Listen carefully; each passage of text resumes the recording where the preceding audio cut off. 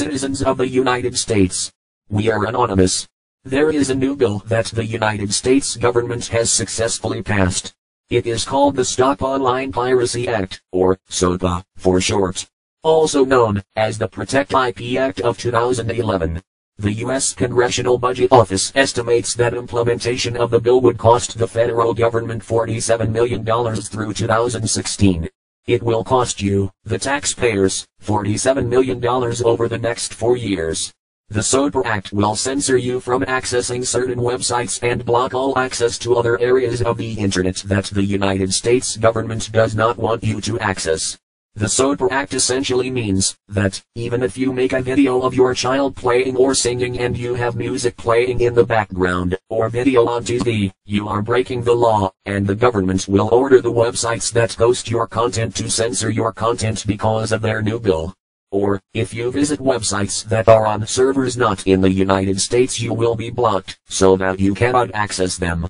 Ask yourselves, who really owns the internet? The answer is simple: no one actually owns the internet, and no single person, organization or government controls the internet in its entirety.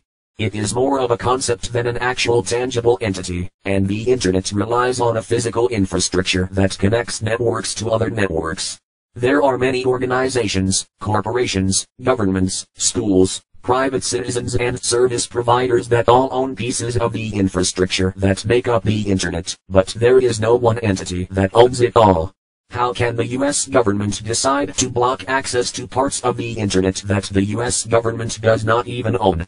The SOPA Act is a direct violation to people's right to freedom of knowledge and information, and for that violation the United States government is a disgrace to the land of the free that every United States soldier has fought or died for.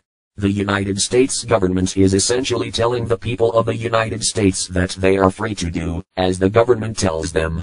If people do not follow their rules, they will arrest them for making an attempt to learn.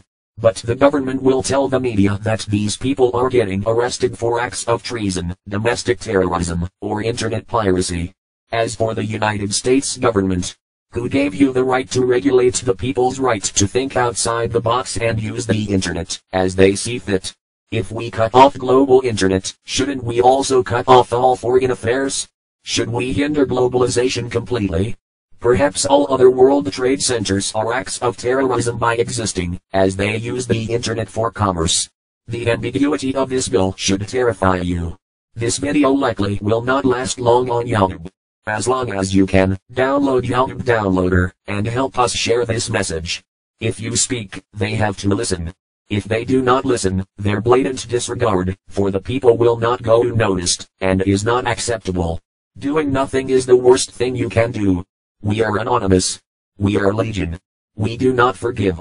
We do not forget. Expect us.